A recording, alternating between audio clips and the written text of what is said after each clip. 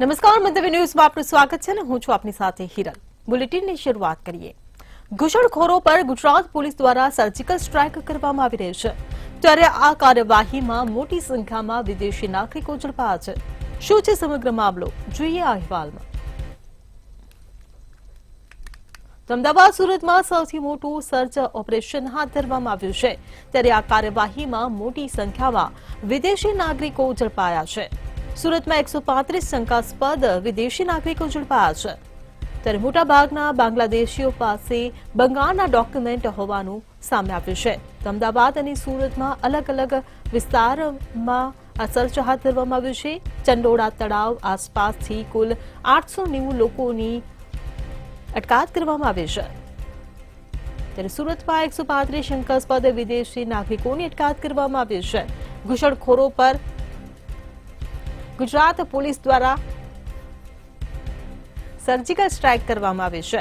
ડોક્યુમેન્ટની તપાસ માટે પોલીસ હેડક્વાર્ટર લઈ જવામાં આવ્યા છે, ત્યારે કાર્યવાહીમાં મોટી સંખ્યામાં વિદેશી નાગરિકો ઝડપાયા છે. તો ઘૂસણખોરો પર ગુજરાત પોલીસની આ સર્જિકલ સ્ટ્રાઇક. સુરતમાં 135 શંકાસ્પદ વિદેશી નાગરિકોની અટકાયત કરવામાં આવી છે. તો અમદાવાદ સુરતમાં સૌથી મોટું આ સર્ચ ઓપરેશન હાથ ધરવામાં આવ્યું છે, ત્યારે કાર્યવાહીમાં મોટી સંખ્યામાં વિદેશી નાગરિકો ઝડપાયા છે. તો જમ્મુ કાશ્મીરના પહલગામમાં થયેલા આતંકી હુમલાને લઈને આ સર્ચ ઓપરેશન હાથ ધરવામાં આવ્યું છે. ઘૂસણખોરોને ઝડપી પાડવામાં આવી રહ્યા છે, ત્યારે ઘૂસણખોરો પર ગુજરાત પોલીસ દ્વારા સર્જિકલ સ્ટ્રાઇક.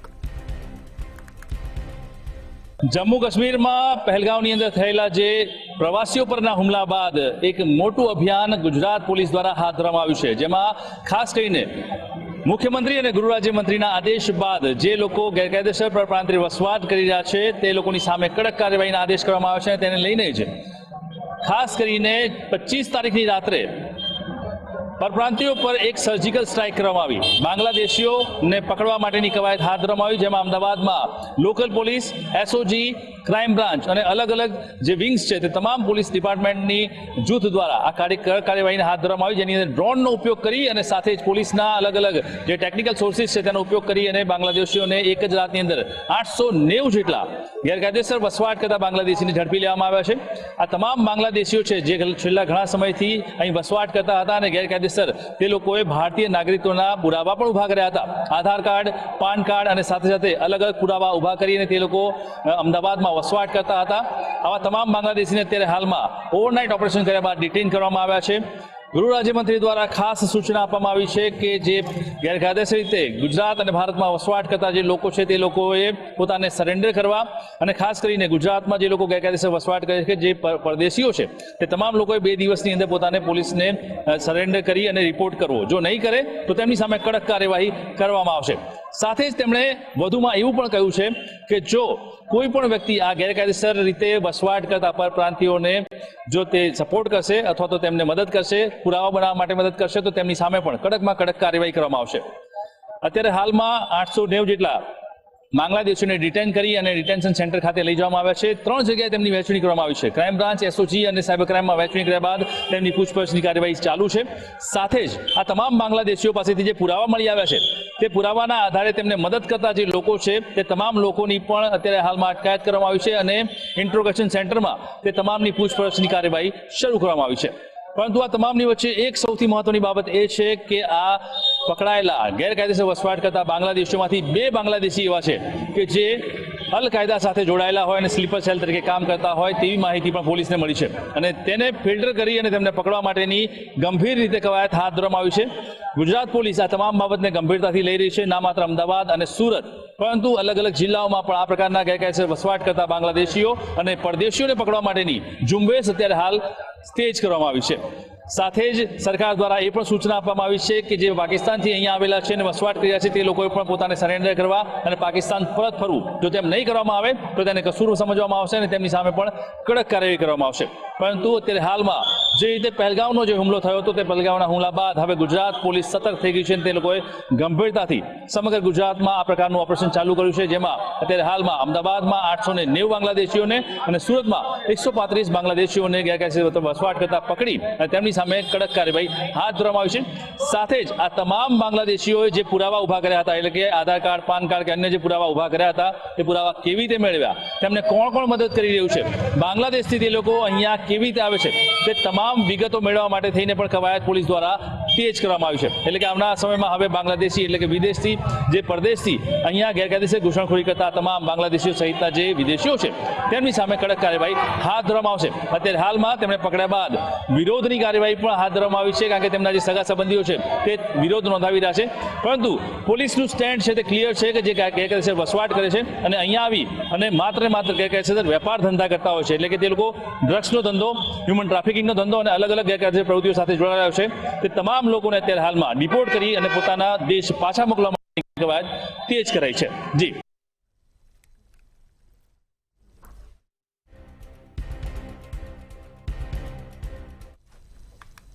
પહલગામમાં આતંકવાદી હુમલા બાદ રાજ્યભરમાં પોલીસ દ્વારા સર્ચ ઓપરેશન હાથ ધરવામાં આવ્યું હતું, જેમાં ગેરકાયદે ઘૂસેલા બાંગ્લાદેશીઓ સામે કાર્યવાહી કરવામાં આવી હતી। ત્યારે આ કાર્યવાહી બાદ ગૃહ રાજ્યમંત્રી હર્ષ સંઘવીની સુરતમાં મહત્વની બેઠક યોજવામાં આવી હતી। આ બેઠક દરમિયાન ગૃહ રાજ્યમંત્રી હર્ષ સંઘવીનું નિવેદન સામે આવ્યું છે। હર્ષ સંઘવીએ જણાવ્યું હતું કે એક મોટું ઓપરેશન પાર પાડવામાં આવ્યું છે। આ તમામ લોકો બોર્ડર ક્રોસ કરીને આવ્યા હતા, તેમજ હવે પાકિસ્તાનથી આવેલ તમામને પાક મોકલવાની તૈયારી પૂર્ણ કરવામાં આવી છે।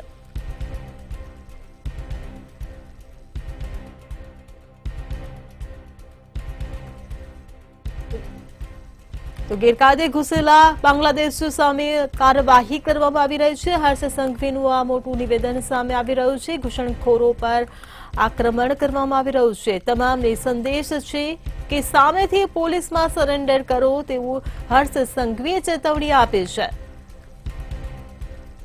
ત્યારે ગેરકાયદે ઘૂસેલા બાંગ્લાદેશીઓ સામે આ કાર્યવાહી કરવામાં આવી રહી છે। જો દેશ નહીં છોડે તો ગુજરાત પોલીસ કોઈને પણ છોડશે નહીં તેવી ચીમકી ઉચ્ચારી છે। તો ગુજરાત પોલીસનું આજથી સુધીનું આ સૌથી મોટું ઓપરેશન હાથ ધરવામાં આવ્યું છે। અમદાવાદ અને સુરત પોલીસને અભિનંદન હર્ષ સંઘવીએ પાઠવ્યા છે। તો આતંકવાદી હુમલા બાદ રાજ્યભરમાં પોલીસનું મેગા સર્ચ ઓપરેશન।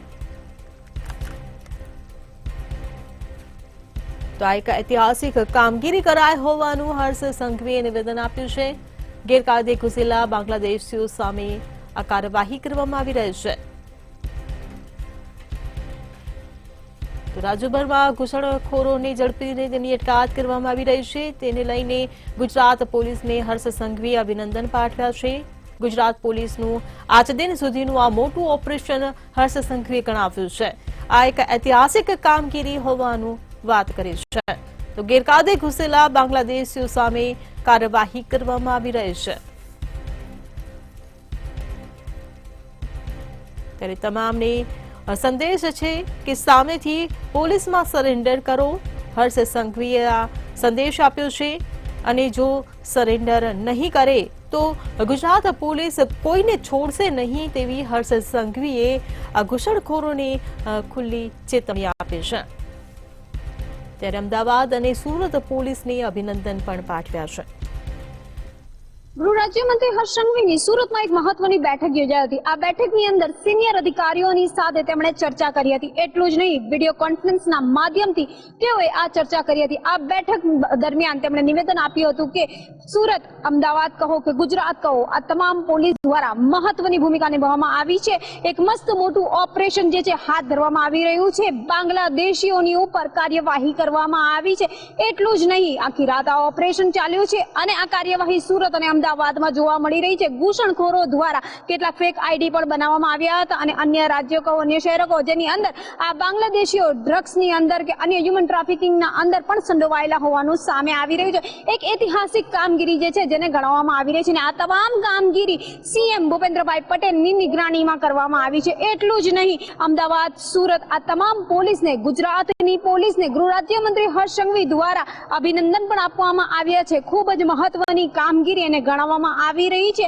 આ સાથે જ સ્પષ્ટ કહેવામાં આવ્યું છે કે જે પણ બાંગ્લાદેશી કહો કે અન્ય જે લોકો કહો એમને સ્પષ્ટ ચીમકી પણ આપવામાં આવી રહી છે કે પોતે સામે આવી જાઓ, નહીં તો પકડીને બહાર કાઢી મૂકવામાં આવશે। સાથે જ ગુજરાત પોલીસનું આજ દિન સુધીનું મોટું ઓપરેશન જેને ગણાવવામાં આવી રહ્યું છે। આ તમામ લોકો બોર્ડર ક્રોસ કરીને આવ્યા હોવાનું કહેવામાં આવી રહ્યું છે। પીએમ દ્વારા યોજાયેલી જે બેઠક હતી એમાં આ કામગીરી અંગે ચર્ચા કરવામાં આવી હતી। પાકિસ્તાનથી આવેલા તમામને પાકિસ્તાન મોકલવાની તૈયારી પૂર્ણ કરી દેવામાં આવી છે। ખાસ કરીને આવનારા 2 દિવસમાં સામેથી સરેન્ડર થઈ જાઓ એવું સ્પષ્ટ ગૃહ રાજ્યમંત્રી હર્ષ સંઘવી દ્વારા કહેવામાં આવ્યું છે, નહીં તો ઘરે ઘરે ઘૂસીને પકડીને પરત મોકલવામાં આવશે, ડિપોર્ટ કરવામાં આવશે એ સ્પષ્ટ તેમના દ્વારા નિવેદન આપવામાં આવ્યું છે। ગુજરાત પોલીસને એક મસ્ત મોટું ઓપરેશન બહાર પાડવા બદલ, ઐતિહાસિક કામગીરી અને કાર્યવાહી કરવા બદલ જે છે અભિનંદન ગૃહ રાજ્યમંત્રી હર્ષ સંઘવી દ્વારા પાઠવવામાં આવ્યા છે। ગુજરાત પોલીસનું આજ દિન સુધીનું આ મોટું ઓપરેશન હર્ષ સંઘવીએ જણાવ્યું છે। ગેરકાયદે ઘૂસેલા બાંગ્લાદેશીઓ સામે આ કાર્યવાહી કરવામાં આવી રહી છે। તો ઘૂસણખોરો પર આક્રમણ કરવામાં આવી રહ્યું છે। ઘૂસણખોરોને ઝડપી પાડીને તેમની અટકાયત કરવામાં આવી રહી છે। ત્યારે તમામને સંદેશ છે કે સામેથી પોલીસમાં સરેન્ડર કરો। હર્ષ સંઘવીએ આ નિવેદન આપ્યું છે અને જો સરેન્ડર નહીં કરે તો ગુજરાત પોલીસ કોઈને છોડશે નહીં તેવી ઘૂસણખોરોને હર્ષ સંઘવીએ ખુલ્લી ચેતવણી આપી છે।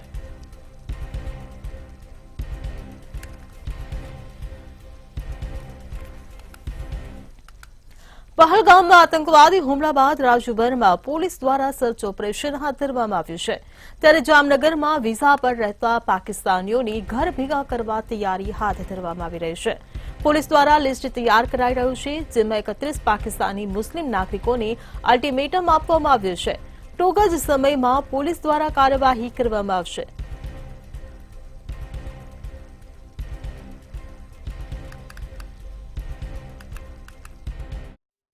જે ચોક્કસ જામનગર પોલીસ દ્વારા 31 જેટલા પાકિસ્તાનીઓનું લિસ્ટ બનાવવામાં આવ્યું છે અને તેઓને વેડી અને પાકિસ્તાન ભેગા કરવાની કામગીરી શરૂ કરવામાં આવે છે। જામનગર જિલ્લા પોલીસ વડા પ્રેમસુખ ડેલુના જણાવ્યા અનુસાર જુદી જુદી ટીમો બનાવવામાં આવી છે। એલસીબી અને એસઓજીની ટીમો દ્વારા હાલ આજે જામનગરમાં વસવાટ કરી રહેલા 31 જેટલા પાકિસ્તાનીઓ છે, આ પાકિસ્તાનીઓને પાકિસ્તાનમાં મોકલવા માટેની કામગીરી શરૂ કરવામાં આવી છે। ઉલ્લેખનીય છે કે જમ્મુ કાશ્મીરના પહેલગામમાં જે આતંકવાદી હુમલો થયો જેમાં 3 ગુજરાતીઓના મોત નીપજ્યા છે, ત્યારે કેન્દ્ર સરકાર દ્વારા આદેશ આપવામાં આવ્યા છે। જે અનુસંધાને ગુજરાતમાં તમામ જિલ્લામાં જે પણ પાકિસ્તાની વસવાટ કરી રહ્યા છે આ પાકિસ્તાનીઓને પાકિસ્તાનમાં મોકલવા માટેની કામગીરી શરૂ કરવામાં આવી છે। ત્યારે જામનગર જિલ્લામાં 31 જેટલા પાકિસ્તાનીઓ રહેતા હોવાની વિગતો સામે આવી છે અને આ તમામ પાકિસ્તાની નાગરિકોને જાણ કરવામાં આવી છે અને તેઓને બોર્ડર મારફતે પાકિસ્તાન મોકલવામાં આવશે તેવું પોલીસ પ્રશાસન જણાવી રહ્યું છે। ઉલ્લેખનીય છે કે જામનગર જિલ્લામાં જે 31 પાકિસ્તાનીઓ રહે છે તેમાંથી 8 થી 10 જેટલી મહિલાઓ છે, મહિલાઓનો પણ સમાવેશ થાય છે અને અન્ય લોકો પણ અહીં વસવાટ કરી રહ્યા હતા। તો આ તમામ લોકોને પોલીસ દ્વારા જાણ કરવામાં આવી છે। એલસીબી એસઓજીની ટીમો તમામ પાકિસ્તાનીઓને વીણી અને પાકિસ્તાન ભેગા કરવા માટે કામે લાગી છે। આજરોજ જામનગર જિલ્લા પોલીસ વડા પ્રેમસુખ ડેલુએ મીડિયા સાથે વાત કરતા જણાવ્યું હતું કે પોલીસ દ્વારા સુંદર કામગીરી કરવામાં આવી રહી છે અને જે પ્રકારે કેન્દ્રીય ગૃહપ્રધાને જણાવ્યું છે કે પાકિસ્તાનીઓને પાકિસ્તાનમાં મોકલવામાં આવશે, ત્યારે ખાસ કરીને ગુજરાતમાં તમામ જિલ્લામાં પાકિસ્તાનીઓ જે વસવાટ કરી રહ્યા છે તેઓને પાકિસ્તાનમાં મોકલવા માટેની કાર્યવાહી શરૂ કરવામાં આવી છે। ત્યારે જામનગર જિલ્લામાં પણ આ કાર્યવાહી શરૂ થઈ છે અને તમામ જે 31 જેટલા પાકિસ્તાનીઓ જામનગરમાં વસવાટ કરી રહ્યા છે આ પાકિસ્તાનીઓને શોધી કાઢવામાં આવ્યા છે અને તેઓને પાકિસ્તાન મોકલવા માટેની કામગીરી શરૂ કરવામાં આવી છે। જોકે અન્ય પણ બાંગ્લાદેશીઓ પણ વસવાટ કરતા હોવાની વિગતો સામે આવી છે, ત્યારે આ બાંગ્લાદેશી જે નાગરિકો છે તેની સામે પણ કાર્યવાહી કરવામાં આવશે તેવું જિલ્લા પોલીસ વડા પ્રેમસુખ ડેલુએ જણાવ્યું છે। આમ જામનગર જિલ્લામાં 31 જેટલા પાકિસ્તાનીઓ વસવાટ કરી રહ્યા છે અને આ પાકિસ્તાનીઓને પાકિસ્તાન મોકલવા માટેની કાર્યવાહી આજથી શરૂ કરવામાં આવી છે।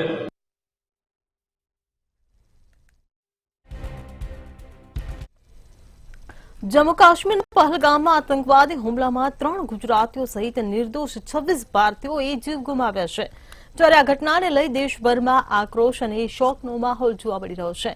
તેમજ ઠેર ઠેર વિરોધ પ્રદર્શન અને શ્રદ્ધાંજલિના કાર્યક્રમ યોજાઈ રહ્યા છે. તો બીજી તરફ રાજકોટ ભાજપનો મહિલા મોરચો જન્મદિવસની ઉજવણીમાં મગ્ન બન્યો હોય તે પ્રકારના દ્રશ્યો સામે આવ્યા છે. ત્યારે બીજી તરફ ભાજપના કાર્યકર્તાઓ મોતનો મલાજો જાળવી શકતા નથી, જેની સામે વિધાનસભાના વિપક્ષ નેતા અમિત ચાવડાનું નિવેદન સામે આવ્યું છે.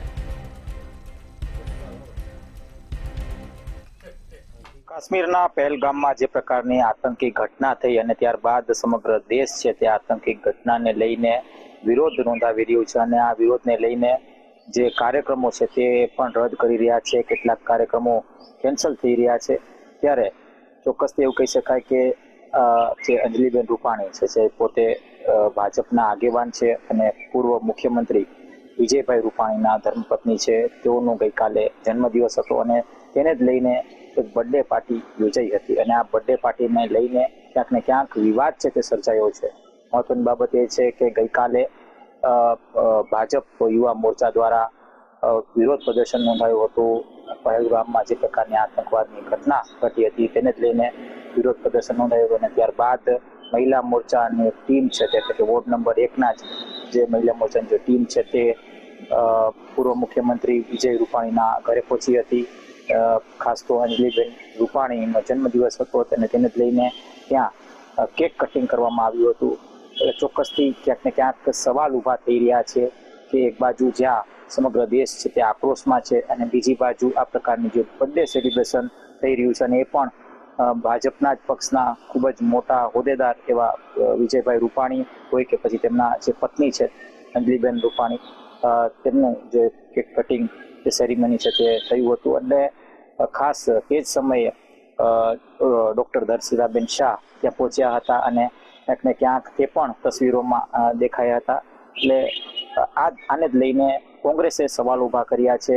કોંગ્રેસના અમિત ચાવડા દ્વારા ક્યાંક ને ક્યાંક એક જે ટીકા છે તે કરવામાં આવી હતી કે એક બાજુ જ્યાં જે કહી શકાય કે સમગ્ર દેશ છે તે પોતાના જે કાર્યક્રમો છે તે રદ કરી રહ્યા છે, ત્યારે શાસક પક્ષના જ જે નેતા છે, જે કાર્યકર્તાઓ છે તે આવી રીતના ઉજવણી કરી રહ્યા છે. ત્યારે આ મામલે ડોક્ટર દર્શિતા શાહનું કહેવાનું હતું કે ક્યાંક ને ક્યાંક તેઓ બર્થડે સેલિબ્રેશન વખતે પહોંચ્યા નહોતા, પણ બર્થડે સેલિબ્રેશન પતી ગયું હતું અને કેક કટિંગ પતી ગયું હતું ત્યારે તેઓ પહોંચ્યા હતા.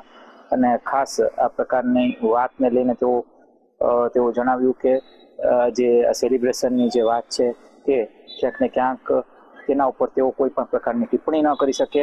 આ સંગઠનનો વિષય છે, આ પ્રકારની વાત કરીને તો પણ આ જે મુદ્દો છે તે ક્યાંક ને ક્યાંક જે મુદ્દાને લઈને પોતાની જે વાત છે તે રજૂ કરી હતી. જી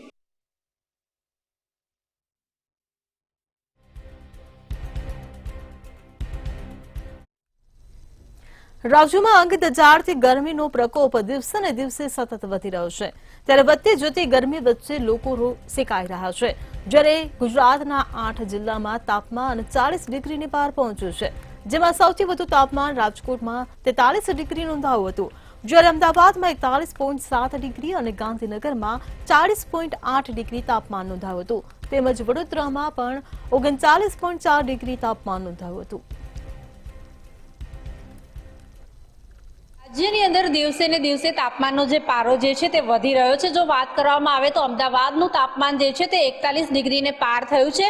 હમણાં હવામાન વિભાગની જે નવી આગાહી સામે આવી છે તેના મુજબ જો વાત કરવામાં આવે તો આગામી 2 થી 3 દિવસ જે તાપમાનનો પારો જે છે તે 40 ડિગ્રીને પાર થશે તેવું હવામાન વિભાગ દ્વારા જણાવવામાં આવ્યું છે. સૌથી વધારે તાપમાન વિશે જો વાત કરવામાં આવે તો રાજકોટમાં 43 ડિગ્રી તાપમાન નોંધાયું છે અને 43 ડિગ્રી તાપમાન એટલે કે ખરા બપોરે જ્યારે બહાર નીકળીએ ત્યારે ચામડી બળી જાય તે પ્રકારનો તાપ જે કહેવાય તે પ્રકારનું વાતાવરણ અત્યારે હાલ જોવા મળી રહ્યું છે. ખાસ જો વાત કરવામાં આવે તો અમદાવાદ અને ગાંધીનગરની વાત કરીએ તો અમદાવાદ અને ગાંધીનગરમાં તાપમાનનો જે પારો જે છે તે 41.7 ડિગ્રીની આજુબાજુમાં નોંધાઈ રહ્યો છે. આજનું તાપમાન જે છે તે પણ 41 ડિગ્રીને પાર થયું છે. ત્યારે આગામી 2 થી 3 દિવસ સૂકા પવનો ફૂંકાશે તેવું પણ હવામાન વિભાગ દ્વારા જણાવવામાં આવ્યું છે.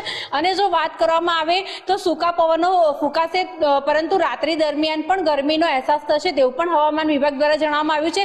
જે પ્રમાણે હવામાન વિભાગની આગાહી છે તેમાં જો વાત કરવામાં આવે તો આગળના 3 થી 4 દિવસ હીટવેવ થઈ શકે છે, એટલે કે ગરમ પવનો ફૂંકાશે। સાથે જ બપોરનો જે સમયગાળો છે જેમાં 12 થી લઈને 4 વાગ્યા સુધીનો સમયગાળો છે ત્યારે આકાશમાંથી જાણે અગંધ જ્વાળાઓ જે છે તે વરસતી હોય તે પ્રકારનો અહેસાસ જે થશે લોકોને। ખાસ જો વાત કરવામાં આવે તો તંત્ર દ્વારા પણ લોકોને 12 થી લઈને 4 વાગ્યા સુધીમાં બહાર ના નીકળવા માટે થઈને સલાહ સૂચનો આપવામાં આવ્યા છે। ત્યારે જો વાત કરવામાં આવે તાપમાન વિશે તો અમદાવાદમાં આજે 41.7 ડિગ્રી જેટલું તાપમાન નોંધાયું છે, ડીસામાં 40.5 ડિગ્રી જેટલું તાપમાન નોંધાયું છે, કંડલા એરપોર્ટ પર 42 ડિગ્રીની આજુબાજુમાં તાપમાનનો પારો અટક્યો હતો, ત્યારે અમરેલીમાં 41 ડિગ્રી અને વડોદરામાં પણ 39.4 ડિગ્રી તાપમાન જે છે નોંધાયું છે। ત્યારે જો વાત કરવામાં આવે તો હજુ પણ આગામી 2 થી 3 દિવસ લોકોને જે છે તે ગરમીમાં શેકાવું પડશે તેવું હવામાન વિભાગ કહી રહ્યું છે। જી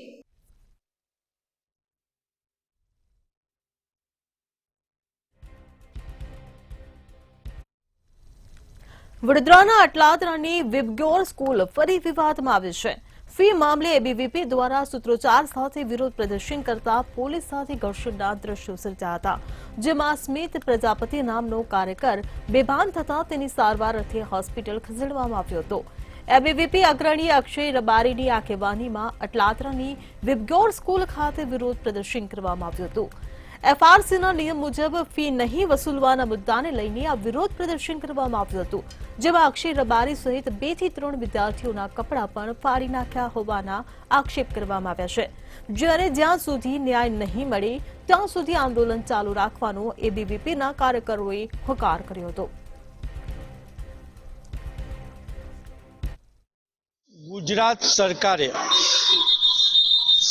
સ્કૂલ સંચાલકો વાલીઓ પાસેથી આડેધડ ફી ના વસૂલે તે માટે એફઆરસી નો કાયદો બનાવ્યો અને તેનો અમલ કર્યો, પરંતુ આજે પણ વડોદરા સહિત અનેક સ્કૂલ સંચાલકો પોતાની મનમાની ચલાવે છે ને એફઆરસી કાયદાનો અમલ નથી કરતી।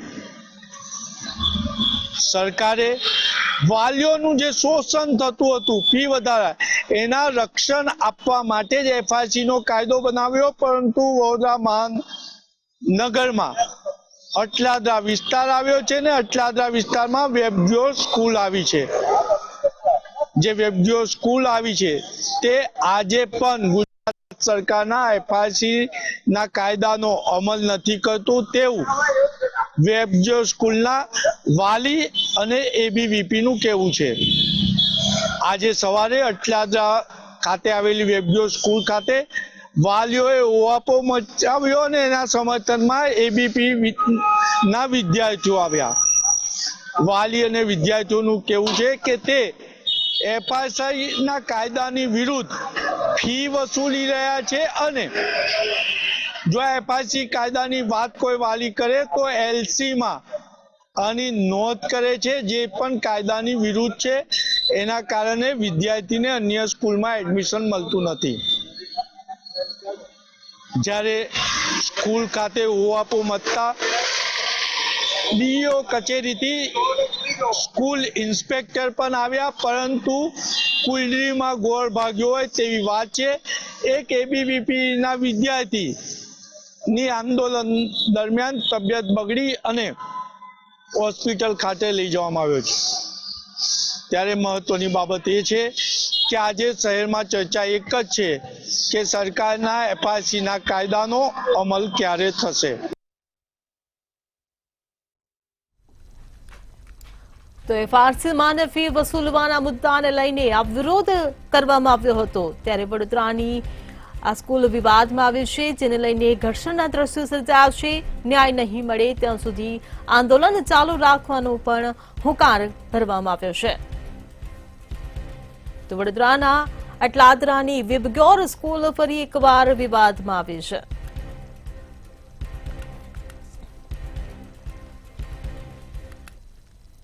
મહેસાણામાં કેનેડા જવા ઇચ્છુક દંપતી સાથે 2 એજન્ટોએ છેતરપિંડી કરી હતી।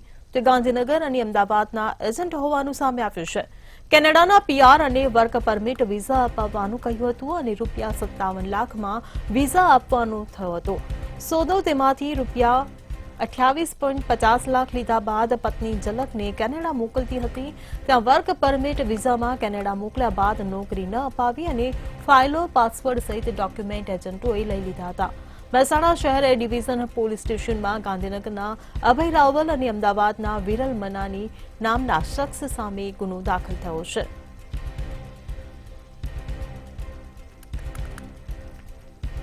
તો નોકરીના નામે લાખોની ઠગાઈ આચરવામાં આવી હોવાની આ ઘટના પ્રકાશમાં આવી છે. વર્ક પરમિટ વિઝામાં કેનેડા મોકલ્યા બાદ નોકરી અપાઈ નહીં. મહેસાણામાં કેનેડા જવા ઇચ્છુક દંપતી સાથે આ છેતરપિંડી કરવામાં આવી છે.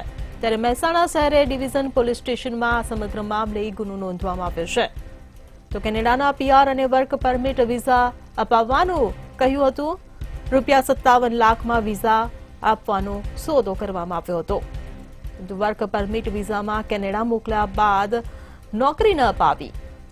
તો ગાંધીનગર અને અમદાવાદના એજન્ટે આ મોટી ઠગાઈ આચરી છે. કેનેડાના પીઆર અને વર્ક પરમિટ વિઝા આપવાનું કહીને આ ઠગાઈ આચરવામાં આવી છે. વિસનગર તાલુકામાં રઢિયાળ ગામના વિદેશ જવાની ગેલછામાં યુવક છેતરાયો છે અને આવા અવારનવાર કિસ્સાઓ સામે આવા ઘણા બધા આવેલા છે અત્યાર સુધીમાં. છતાં પબ્લિક વિદેશના નામે છેતરાય છે એવો પણ કિસ્સો આજે ફરીથી મહેસાણાના વિસનગર તાલુકાના દઢિયાળ ગામની અંદર યુવક ભોગ બન્યો છે અને કેનેડા જવા ઈચ્છુક દંપતી છેતરાયું છે. જે ગાંધીનગરના અભય રાવલ અને અમદાવાદને વિરલ મનાની નામના કબૂતરબાજ એજન્ટે છેતરવામાં આવ્યા છે અને કેનેડાના પીઆર વિઝા અને વર્ક પરમિટ વિઝા આપવાનું કહ્યું હતું. જ્યારે મુલાકાત થઈ હતી ત્યારે ₹57 લાખ વિઝા આપવાનો સોદો પણ થયો હતો, પણ તે ના થઈ શક્યો અને ₹28.50 લાખ લીધા બાદ પત્ની ઝલકને મોકલી દેવામાં આવી હતી અને વર્ક પરમિટના વિઝામાં કેનેડા મોકલ્યા બાદ નોકરી ના અપાવી અને ત્યાં જઈને જે લેડીઝ ગઈ હતી તેને નોકરી પણ ન અપાવી અને ત્યારબાદ તેને ફાઇલો અને પાસવર્ડ સહિતના ડોક્યુમેન્ટ એજન્ટે લઈ લેવામાં આવ્યા હતા અને દંપતીને કબૂતરબાજ એજન્ટને ચૂનો લગાવવામાં આવ્યો હતો. અને જે મિલ્ટન નરસિંહભાઈ શંકરભાઈ ચૌધરી દ્વારા મહેસાણા શહેર એ ડિવિઝન પોલીસ સ્ટેશનમાં હાલમાં તો ગુનો નોંધાયો છે અને પોલીસે આગળની વધુ કાર્યવાહી હાથ ધરી છે. જી